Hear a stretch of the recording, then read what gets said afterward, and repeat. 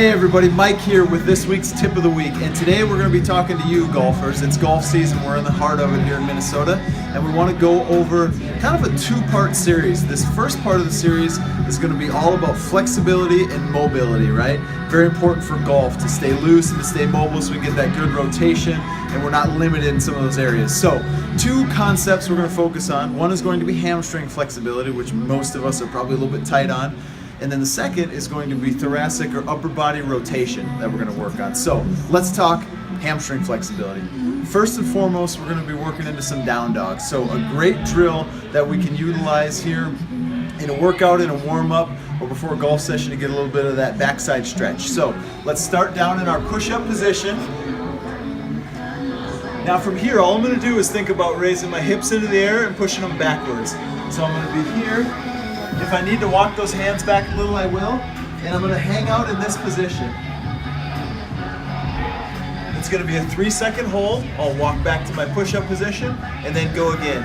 The goal here, guys, is to try to think about pushing my knees backwards and getting a nice, strong, straight leg for a hold. One more time here.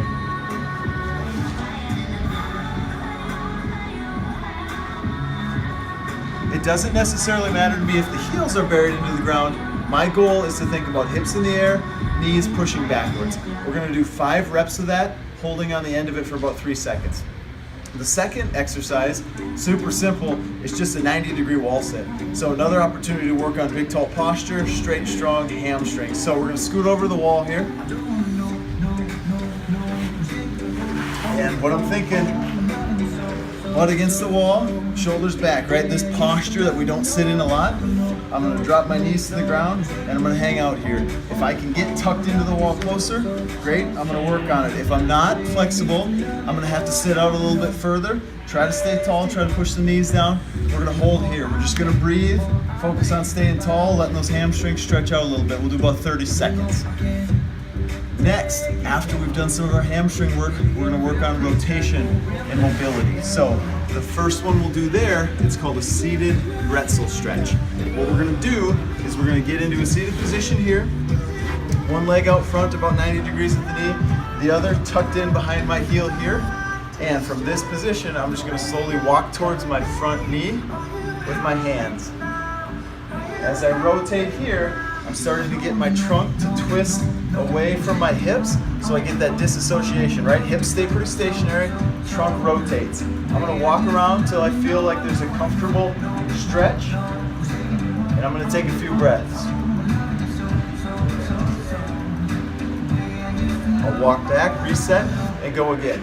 And I'm going to do this 5 times on one side, I'm going to do 5 on the other. My last mobility drill is going to be on the ground again. I'm going to get on all 4s here, my knees and my elbows. From here, I'm going to do one of 2 things. I'm either going to put my hand across my chest, or a little more advanced version, I'm going to put the hand on the small of my back. From here, I'm going to think about pushing this arm down into the ground, opening my chest to the ceiling. So I'm here, rotate, and down. With each rotation, I'm going to try to push a little bit further chest to the ceiling. Notice my hips are staying stationary here, and my upper body is rotating. I'm going to go through 5 on that side, flip over to 5 on the other. So that's part 1, golf-specific exercises, hamstrings and rotation. We'll see you next week for part 2.